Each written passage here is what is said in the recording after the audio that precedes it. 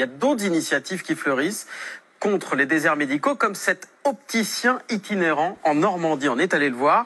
Il installe, vous voyez, son camion de consultation sur les parkings des grandes surfaces. Des gens, du coup, qui n'avaient pas vu d'ophtalmologiste depuis 20 ans, parce qu'ils renonçaient aux soins, parce qu'il y avait pas assez de médecins. Vraiment, moi, à chaque fois que je passe, les gens me disent j'ai pas de dentiste, c'est pareil, j'ai pas de médecin généraliste. Parfois, je suis obligé de faire 30-40 km pour avoir un médecin généraliste. Du coup, on voit bien que ça touche vraiment tout le domaine d'activité médicale. L'opticien sillonne les routes sur un rayon de 100 km autour de Caen, où l'offre médicale, en l'occurrence, est insuffisante. Bonjour madame. Allez-y, montez.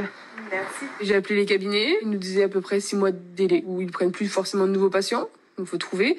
Et quand j'ai vu l'annonce, du coup, forcément sur Facebook, parce que c'est les réseaux sociaux, où ils ont fait la pub que le camion venait, du coup, je me suis dit que c'était l'occasion d'y aller maintenant.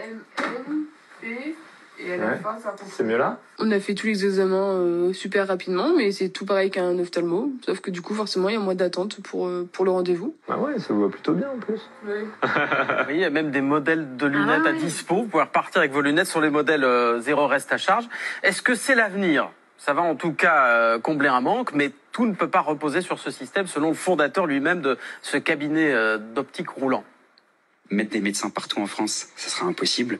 Et je pense que des initiatives comme SIM va permettre de pouvoir créer du lien avec les gens dans les déserts médicaux, de pouvoir faire le relais aussi auprès de médecins. Ici, c'est un opticien optométriste qui est habilité à pouvoir faire des examens de vue.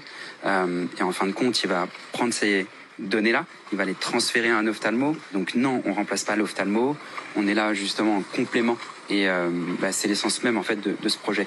Et la question des déserts médicaux, elle est toujours au cœur d'une proposition de loi qui est en discussion entre sénateurs et députés, qui prévoit à ce stade que l'administration puisse désigner des établissements et leurs soignants pour les nuits ou les week-ends de garde.